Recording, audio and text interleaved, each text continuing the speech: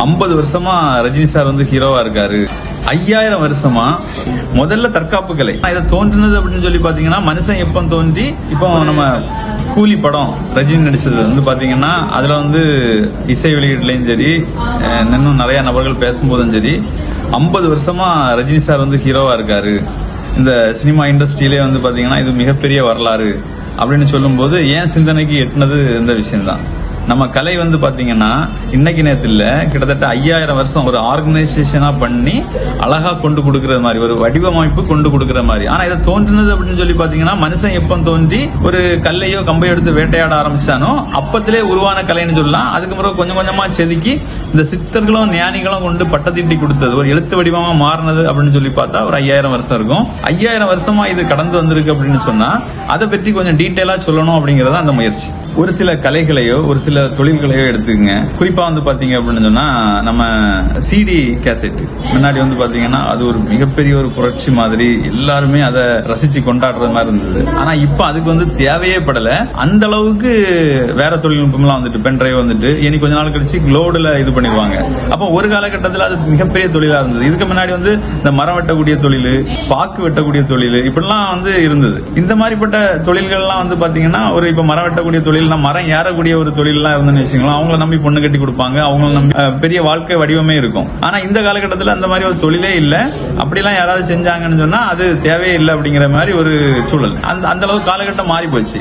ஆனா நம்ம கலை இருக்கு தெரியுங்களா, இந்த கலை வந்து என்னைக்கு இருந்தாலும் ஆரோக்கியத்துக்கு அடிப்படை, அழகுக்கு அடிப்படை, சுறுசுறுப்புக்கு அடிப்படை, தற்காப்புக்கு அடிப்படை. இது வந்து பாத்தீங்கன்னா ஒரு காலகட்டத்தில் நம்ம சித்தர்களும் ஞானிகளும் ஒரு குருகுலத்துல வந்து கொண்டு விடும்போது வந்து எப்படி பண்ணிருக்காங்க அப்படின்னு கேட்டா முதல்ல வந்து பாத்தீங்கன்னா அந்த தற்காப்பு கலையை சொல்லி கொடுத்திருக்காங்க. அதாவது ஒரு சாப்பாடு வைக்கிறாங்கன்னா ஃபுல் மீன்ஸ் அப்படின்னு சொன்னா முதல்ல சோறு, அதுக்கடுத்தால வந்து பாத்தீங்கன்னா கூட்டு பொரியல் அவியல் இதெல்லாம் வைக்கிறது மாதிரி முதல்ல தற்காப்பு கலை. அதுக்கு துணையா தான் வந்து பாடுறது, ஆடுறது, ஓடுறது, வாசிக்கிறது, எழுதுறது அதெல்லாம் வந்து பாத்தீங்கன்னா ரெண்டாவது பட்சம் தான் சொல்லி கொடுத்துருக்காங்க. ஏன்னா அந்த காலகட்டத்தில் அதுதான் தேவைப்பட்டது, அதுதான் தரமா இருந்தது. ஆனா என்னைக்கும் வந்து ஆரோக்கியமா அழகும் தேவைதானே. ஒரு வடிவமா இருக்கணும், ஃபிட்டா இருக்கணும், சுறுசுறுப்பா இருக்கணும், நம்ம வந்து நோய் நொடிகள்லாம் இல்லாம இருக்கணும் அப்படின்ட்டு அப்படி அவ்வளவு விஷயங்களையும் இந்த கலை உள்ள அடக்கி வச்சிருக்குது. இது மட்டும் இல்லாம வந்து பாத்தீங்கன்னா இன்னும் இந்த கலையை பற்றி ஆளுமையா சொல்லிட்டே இருக்கலாம். குறிப்பா இந்த கலையை வந்து கத்துக்கணும் அப்படின்னு சொன்னா வந்து பாத்தீங்கன்னா இது ஒரு மிகப்பெரிய வாழ்வியல் இருக்கு, ஞானம் இருக்குது. இப்ப ஒரு தலைமுறை அப்படின்னு சொல்லி எடுத்துக்கிட்டீங்க அப்படின்னு சொன்னா கிட்டத்தட்ட 30 வருஷம் அப்படின்னு சொல்லலாம். எப்படின்னு கேட்டா ஒரு மனுஷன் குழந்தையா பிறந்து இன்னொரு குழந்தைய பெத்துக்க கூடிய அளவுக்கு உண்டான ஒரு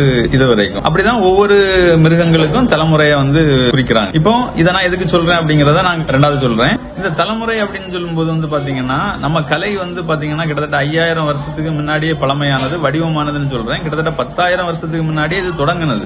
10,000 வருஷத்துக்கு முன்னாடி ஒவ்வொரு ஆளுக்கும் ஒவ்வொரு ஸ்டைல இருந்திருக்கும். நம்ம இந்த வேட்டையாடக்கூடிய யுக்திகளை எப்போ இளைய தலைமுறைக்கு கத்துக் கொடுக்க ஆரம்பிச்சாங்களோ அப்பமே உருவான ஒரு கலை அப்படின்னு சொல்லலாம். இந்த கலையில வந்து பாத்தீங்க அப்படின்னு சொன்னா இன்னும் வந்து பாத்தீங்கன்னா நிறைய விஷயங்களை சித்தர்கள் ஞானிகளும் செதுக்கியிருக்காங்க.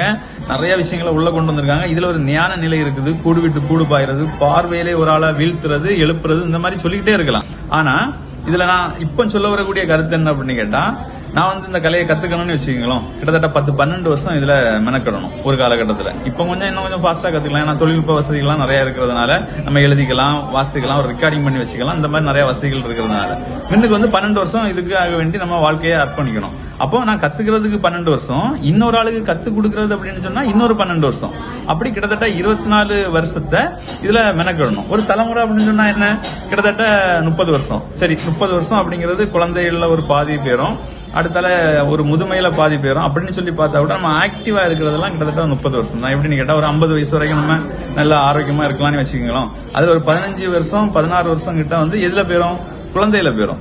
இன்னொரு 15 வருஷம் முதுமையில போயிடும். அப்படி பார்த்தாலும் இடையில வந்து பாத்தீங்கன்னா ஒரு 30 வருஷம் தான் ஒழுங்கா கிடைக்கும். இப்படி தலைமுறை பார்த்தாலும் சரி, நம்ம ஆரோக்கியமா இருக்கக்கூடிய நாட்கள் பார்த்தாலும் சரி, கிட்டத்தட்ட 25 வருஷம் 30 வருஷத்தை இந்த கலைக்கு அர்ப்பணிச்சா மட்டும்தான் நம்ம ஒரு தலைமுறையில இருந்து வாங்கி இன்னொரு தலைமுறையில கடத்த முடியும். அப்படி கடத்துறோம் அப்படின்னு வச்சுங்களோம், அப்போ ஒரு வாழ்க்கையே ஒரு தலைமுறையே இதுக்காக வேண்டி வேலை செஞ்சா மட்டும்தான் முடியும். அதுதான் இவ்வளவு நேரம் சொல்ல வரேன். இதுல வந்து அது மட்டும் கிடையாது, அடுத்த விஷயம் இருக்கு பாருங்க. இப்போ நான் கத்துக்கிறேன், நான் கத்துக்கிட்டு எங்க ஒரு ஆசான் சொல்லி தராங்கன்னா நான் அதை அப்படியே சொல்லி கொடுக்க போறது கிடையாது. எனக்கு எது எதெல்லாம் அழகா இருக்குதோ, எது எதெல்லாம் எனக்கு ஆரோக்கியமா இருக்குதோ, எது எதெல்லாம் எனக்கு நான் நல்லா இது பண்றனோ அப்படி என்னோட எக்ஸ்பீரியன்ஸையும் சேர்த்து தான் சொல்லி கொடுப்பேன். அதே மாதிரி எங்க ஆசானும் அவருக்கு எக்ஸ்பீரியன்ஸையும் சேர்த்து தான் சொல்லி தந்திருப்பாரு. இந்த மாதிரி கிட்டத்தட்ட வந்து பாத்தீங்கன்னா அந்த எக்ஸ்பீரியன்ஸை வந்து ஷேர் பண்ணிக்கிறதோ, சொல்றதோ, இல்லைன்னா இது சொல்லி கொடுக்கறதோ இதுவும் தலைமுறையா கடந்து வரும். அப்ப கிட்டத்தட்ட ஒரு 5000 வருஷம் போடுங்க. இல்லனா நம்ம மனுஷன் தோன்ற காலத்துல இருந்து ஒரு கணக்கு போடுவோமே, அங்க இருந்து எக்ஸ்பீரியன்ஸ் வந்திருக்கு அப்படின்னு சொல்லிட்டு ஒரு 10,000 வருஷம் போட்டா அப்படின்னு சொன்னா கிட்டத்தட்ட ஒரு 1000 வருஷத்துக்கு எத்தனை தலைமுறை, ஒரு 30 தலைமுறை தாண்டி வந்துருமா? 30 நபர்களோட எக்ஸ்பீரியன்ஸே 1000 வருஷத்துக்கு வந்துடும். அப்புறம் வந்து பாத்தீங்க அப்படின்னு சொன்னா 1000 வருஷம் நம்ம அந்த கலையை கடத்தி கொண்டு வந்தோம் அப்படின்னு சொன்னாலே 30 தலைமுறை தாண்டி வந்துடும். இதே இது 10,000 வருஷம்னா கிட்டத்தட்ட 300 தலைமுறையா நம்ம கத்துக்கிட்ட விஷயங்களை, நமக்கு மனுஷ குலம் நல்லா இருக்கணும் அப்படின்னு நினைக்கக்கூடிய விஷயங்களை இந்த கலையில சேர்ந்து தான் இன்னைக்கு வரைக்கும் வந்திருக்கிறோம். அதுலயும் வந்து பாத்தீங்க அப்படின்னு சொன்னா இந்த கலையில வந்து பாத்தீங்கன்னா ஞானிகளும் சித்தர்களும் கொண்டாடின ஒரு கலை. அப்போ ஞானிகளும் சித்தர்களும் சாதாரண மனுஷங்களோட இன்னும் அருமையா நிறைய விஷயங்களை வச்சிருப்பாங்க. குறிப்பா இதுல உள்ள மருத்துவம், குறிப்பா இதுல வந்து நம்ம உணவியல் பழக்கங்கள், அதுக்கப்புறம் நமக்கு தைரியம் வரக்கூடிய சொல் முடிச்சுகள், இந்த மாதிரி இந்த கலையில நம்ம ஞானிகளும் சித்தர்களும் நம்ம முன்னோர்களும் தந்த விஷயங்கள் நிறைய. இந்த மாதிரி விஷயம் கிட்டத்தட்ட 10,000 வருஷமா இல்லனா 5000 வருஷமா கிட்டத்தட்ட 1000 வருஷமா எப்படி வேணாலும் சொல்லிக்கலாம். அவ்வளவு நாள் இது ஹீரோவாட்டு இருந்துட்டு இருக்குது. இது எந்த காலகட்டத்திலையும் சோடு போகாது. இந்த கலை வந்து தரமா தான் இருக்கும். இன்னும் 1000 வருஷம் ஆனாலும் சரி, இன்னும் 5000 வருஷம் ஆனாலும் சரி, இதோட சிறப்பா இதோட அழகா சொல்றதுக்கு செய்யறதுக்கு உண்டான வாய்ப்பே இல்லை அப்படின்னு நான் சொல்லுவேன். அந்த அளவுக்கு நமக்கு ஆரோக்கியத்தையும் அழகையும் தரக்கூடிய ஒரு கலையை நம்ம வந்து பழமை மாறாம எல்லாத்துக்கும் ப்ரமோட் பண்ணிட்டு இருக்கோம், கொண்டு சேர்த்துட்டு இருக்கோம். அது மட்டும் இல்ல, இந்த கலை கூடால தமிழ் மொழியோட கலாச்சாரத்தையும் சேர்த்துட்டு இருக்கோம், தமிழ் மொழியும் சேர்த்துட்டு இருக்கோம். இந்த மாதிரிப்பட்ட ஒரு விஷயத்த பண்ணிட்டு இருக்கோம்.